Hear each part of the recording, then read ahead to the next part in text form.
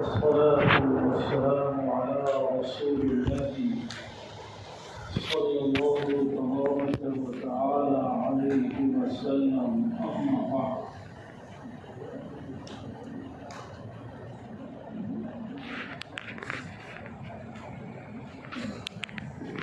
جیسے کہ صدر محترم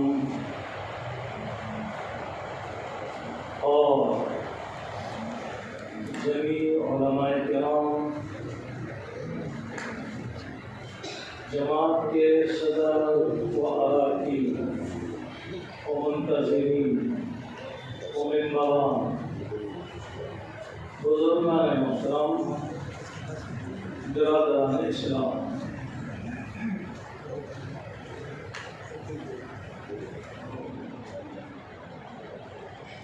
خوشی ہوئی یہ دیکھ کر کہ یہ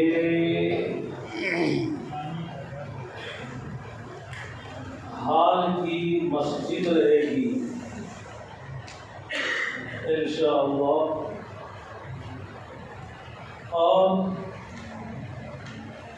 موجودہ مسجد شہید ہوگی اور اس کی انشاءاللہ شاندار اور وسیع و عریض اور ضرورت کے مطابق تعمیر ہوگی. اللہ اس کی ابتدا، انتہا، اس کی تعمیر، اس کی تکمیل، اس کا آغاز، اس کا اختتام اپنے فضل و کرم سے اور اپنے خزانے خاص سے مدد فرما کر آسان فرما. تو پھر وہ گویا مستقبل کی مسجد ہوگی، یہ حال کی مسجد ہوگی وہ تعمیر ہونے تک، اور پھر جو ہے یہ جگہ گویا مکتب کی ہوگی.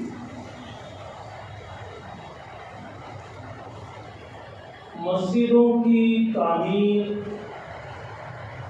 یہ خدائی حکم اور پیغمبری سنت رہی ہے. اس لیے آپ نے دیکھا اور سنا ہے اور قرآن کریم میں موجود ہے کہ اللہ کے حکم سے اللہ کے دو جلیل القدر پیغمبر حضرت ابراہیم علیہ السلام اور ان کے صاحبزادے حضرت اسماعیل علیہ السلام، دونوں حضرات نے بیت اللہ شریف کی، کعبۃ اللہ شریف کی، خانہ کعبہ کی تعمیر فرمائی. کیا خوش نصیب ہیں وہ لوگ جن کو وہ کعبہ دیکھنا نصیب ہوتا ہے اور اس مبارک و مقدس سرزمین پر قدم رکھنے کی سعادت نصیب ہوتی ہے، جس گھر کو پیغمبروں کے مبارک ہاتھوں نے تعمیر کی اور ہزاروں 1,24,313 یا 14 جتنے نبی، رسول، پیغمبر تشریف لائے، سارے پیغمبروں کے وہاں مبارک قدم پڑے ہیں. وہاں ہم جیسے گنہگاروں کے قدم لگتے ہیں، یہ بڑی سعادت کی بات ہے. تو اور پھر بہت ساری باتیں ہیں. اس مکہ مکرمہ میں آپ کو جانا نصیب ہوتا ہے جس مکہ مکرمہ میں آقا نامدار، مدینے کے تاجدار جناب محمد رسول اللہ صلی اللہ علیہ وسلم پیدا ہوئے، دنیا میں تشریف لائے. وہاں ظاہراً ان کو نبوت کا، ختم نبوت کا تاج ملا، اور فرشتوں کا نزول ہوا. جبریل علیہ السلام نازل ہوئے، قرآن قرآن کریم کا نزول ہوا، تو یہ ایسے مکہ اور ایسے مدینہ میں ہم جاتے ہیں جہاں کی شان یہ ہے کہ جہاں قرآن پاک نازل ہوا، جہاں فرشتوں کا نزول ہوا، اور جہاں محمد رسول اللہ صلی اللہ علیہ وسلم کی دونوں شہروں میں جگہ جگہ چپے چپے پر مبارک قدم پڑے۔ بہرحال میری بات کا رخ اسی طرف جا رہا ہے، میں سمجھتے ہوئے یہ کہ یہ مسجد اللہ کے حکم سے پیغمبروں کے ہاتھوں سے تعمیر ہوئی۔ اس کے بعد حضرت سیدنا داؤد علیہ السلام اور حضرت سلیمان علیہ السلام، ان دونوں باپ بیٹوں کے مبارک ہاتھوں سے اللہ نے بیت المقدس جو ملک شام میں ہے، جسے مسجد اقصیٰ کہتے ہیں، اس کی تعمیر فرمائی۔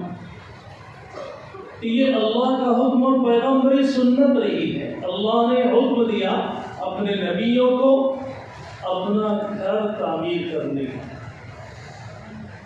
اور پھر سرور کائنات فخر موجودات جناب محمد رسول اللہ صلی اللہ علیہ وسلم مدینہ منورہ جب تشریف لے گئے تو آپ صلی اللہ علیہ وسلم نے مدینہ منورہ کے باہر قریب مسجد قباء کی تعمیر فرمائی۔ جہاں گئے پہلے مسجد بنائی، اور پھر اس کے بعد مسجد نبوی صلی اللہ علیہ وسلم کی تعمیر، اور اس مسجد کی تعمیر میں بنفس نفیس بذات خود سرور کائنات صلی اللہ علیہ وسلم اینٹ پتھر مٹی اٹھانے لانے دینے میں بذات خود جو ہے شریک ہے۔ مسجد تعمیر ہونے کے بعد یہ اسلام کی ہر قسم کی، معاشرتی ہو، معاشی ہو، سیاسی ہو، ثقافتی ہو، اور ہر قسم کی فکروں کے لیے، ترقی کے لیے مسجد کا استعمال ہوا ہے۔ آج کی طرح نہیں ہے، بلکہ غیر مسلم کافر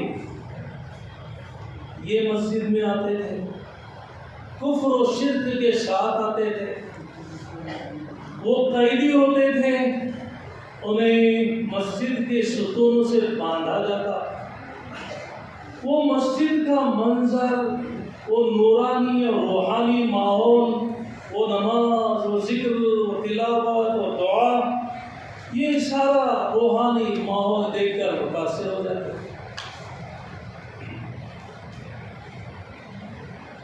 غیر مسلم آیا، ایک کافر اپنے کفر کے ساتھ داخل ہوا اور اس نے پیشاب کی۔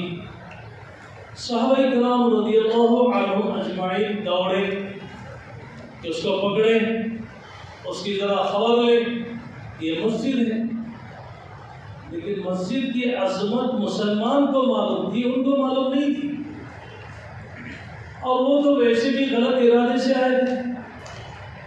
لیکن رحمت دو عالم صلی اللہ علیہ وسلم نے فرمایا اس کو روکو نہیں، اس کو تکلیف نہ ہو، اس کو پیشاب کرنے دو، اور اس کے بعد اس پر ڈول بہایا، پانی بہایا، اور صرف اتنا فرمایا کہ یہ مسجد ہے، اللہ کا گھر ہے، عبادت کے لیے ہے، کہ پیشاب کی جگہ نہیں ہے۔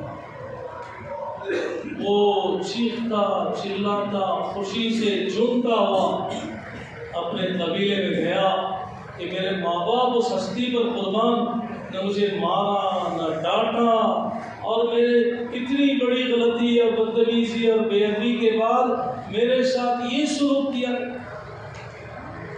لہذا سارے قبیلے کو قصہ بتانے کے بعد سارا قبیلہ مسلمان ہو، حلقے اسلام میں داخل ہو۔ مجھے جو وقت دیا گیا ہے 20 منٹ اپنی گھڑی پر نظر رکھتے ہوئے میں اس کی پابندی کے ساتھ اپنی بات سمیٹوں گا۔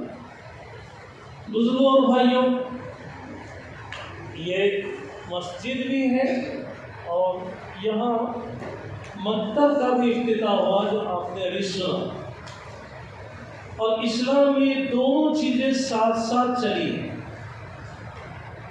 ساتھ ساتھ چلی ہیں۔ سرکار دو عالم صلی اللہ علیہ وسلم پر جیسے جب قرآن کریم نازل ہوتا ویسے ہی اسی وقت اسی لمحے قرآن کریم کی تلاوت فرماتے، قرآن کریم لوگوں کو سکھاتے، پڑھاتے، بتاتے۔ ایک طرف نازل ہو رہا ہے اور دوسری طرف قرآن کریم کی تعلیم کا، پڑھنے پڑھانے کا، سیکھنے سکھانے کا نامحدود سلسلہ جاری ہے۔ اسلامی تاریخ میں اسلام کا پہلا مدرسہ جسے دار ارقم کہا جاتا ہے، حضرت ارقم ابن ارقم رضی اللہ تعالی عنہ کے مکان میں، جو بھی وہ حصہ حرم شریف میں داخل ہے، لہذا وہاں حضور پرنور صلی اللہ علیہ وسلم تشریف رکھتے اور نازل ہونے والے قرآن کو حاضرین پر پیش کرتے، انہیں سناتے، انہیں پڑھاتے، انہیں یاد کراتے۔ یہ اس طریقے سے ہوا۔ ابھی مسجد نبوی صلی اللہ علیہ وسلم کی تعمیر ہوئی، وہاں ایک چبوترا تعمیر کیا گیا جسے صفہ کہا جاتا ہے، اور وہاں جو لوگ پڑے رہتے تھے انہیں اصحاب صفہ کہا جاتا ہے۔ یہ وہ مکہ مکرمہ میں قرآن نازل ہوا۔ دار ارقم پہلا مدرسہ، ہجرت فرمائی، مجبور ہو کر وہاں کے لوگوں نے رہنے نہیں دیا۔ آپ صلی اللہ علیہ وسلم جب ہجرت فرما رہے تھے تو خانہ کعبہ کی طرف پلٹ کر بار بار دیکھتے اور فرماتے، اے کعبۃ اللہ، مجھے تجھ سے بڑی محبت ہے، لیکن تیرے رہنے والوں نے مجھے ہجرت پر مجبور کیا، مجھے یہاں رہنے نہیں دیا، لہذا وہاں تشریف لے گئے اور مسجد نبوی کی تعمیر فرمائی صلی اللہ علیہ وسلم، اور اس کے ساتھ میں چبوترا۔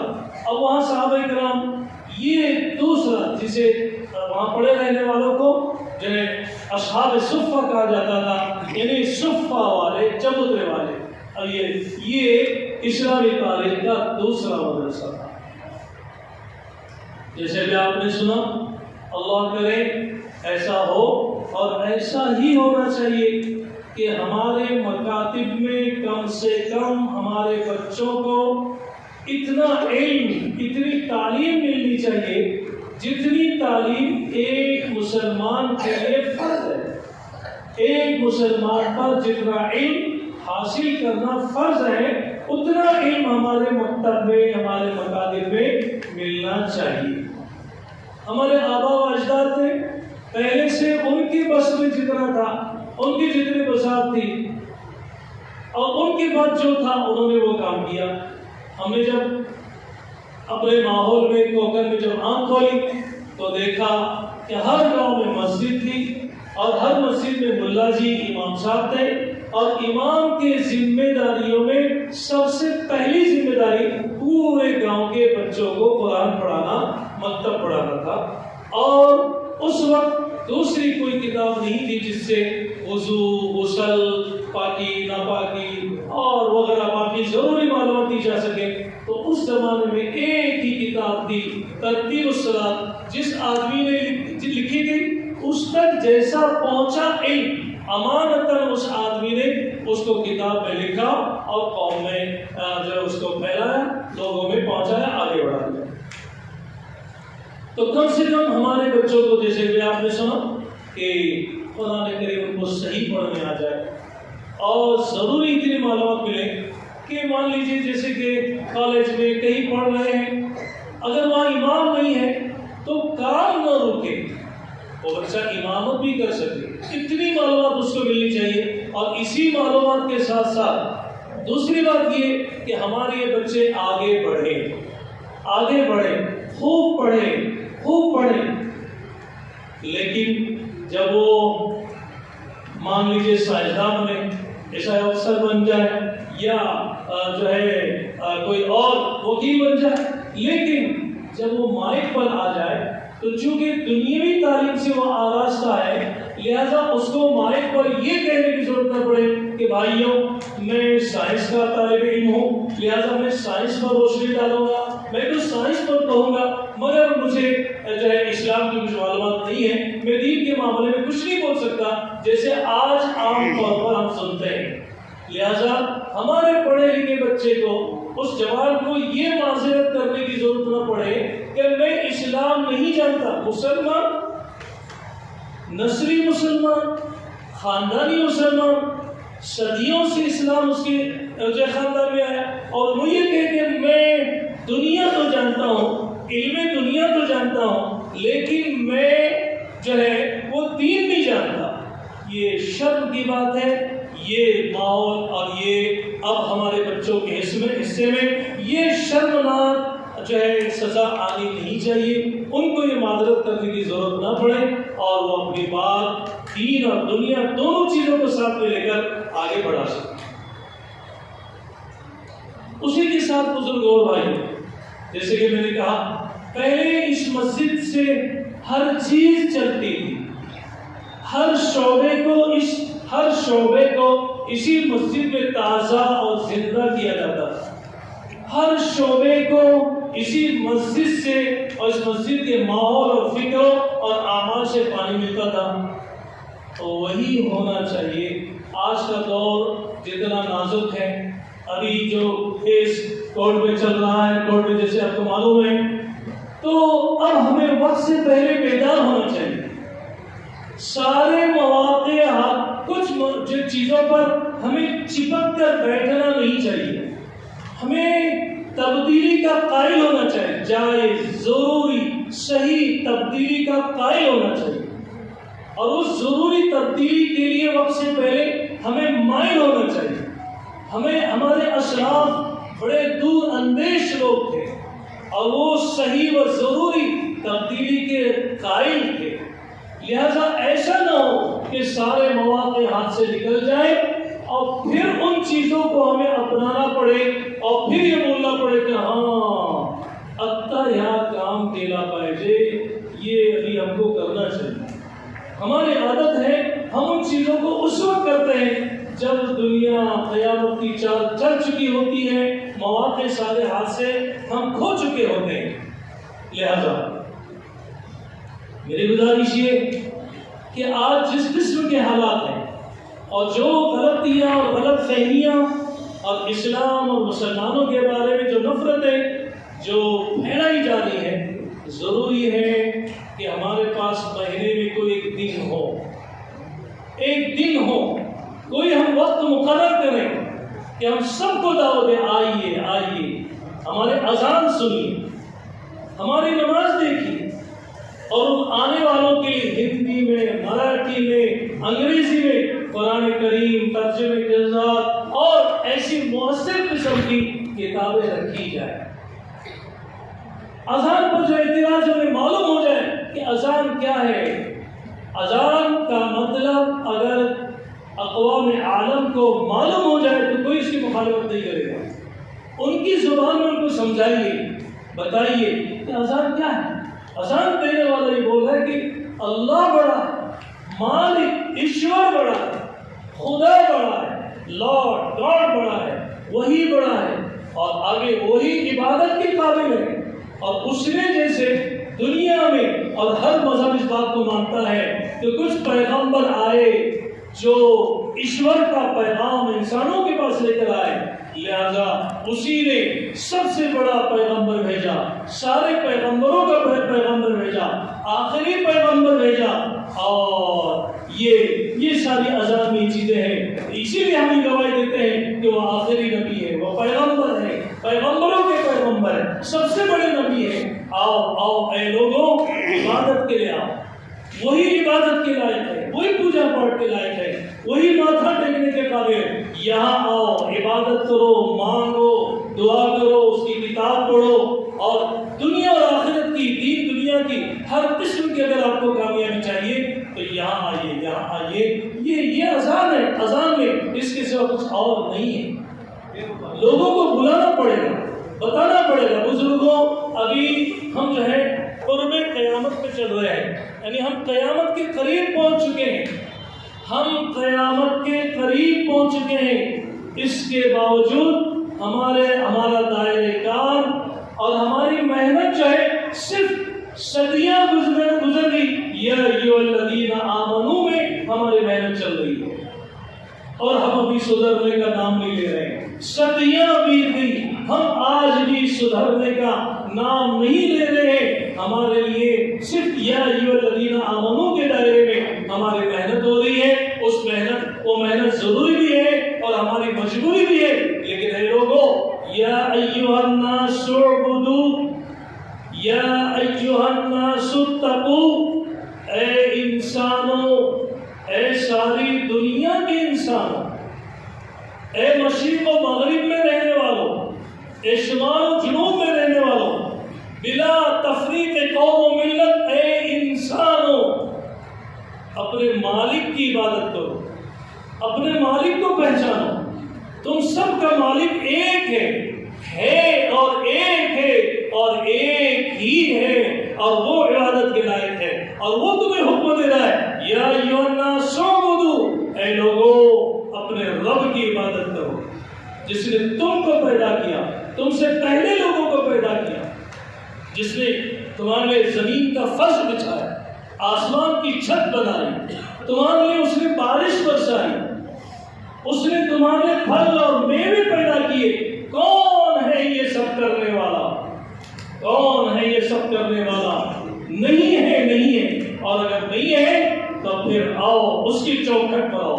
یا ایھا الناس اتقوا، اے لوگو اپنے پروردگار، اپنے مالک، اپنے پالنہار اور پیدا کرنے والے کی ناراضگی سے ڈرو، اس سے ڈرو، وہ ناراض نہ ہو جائے۔ اس کی ناراضگی کی قیمت بڑی سخت ہے اور بڑی قیمت چکانی پڑے گی، لہذا اس کو ناراض مت کرو، اس کی ناراضگی سے ڈرو، اس سے ڈرو، انجام سے ڈرو۔ تو بزرگوں اور بھائیوں، ہماری نظر ان سب چیزوں پر ہونی چاہیے۔ ابھی آخری بات کہتے ہوئے، شاید میرا وقت ختم ہو گیا، آخری بات کہتے ہوئے کہ جیسے بھی آپ نے ماشاءاللہ جو عزائم کیے گئے ہیں، ماشاءاللہ اللہ کرے یہ پورے ہو جائے اور اللہ کی مدد سے اگلے حال ہو۔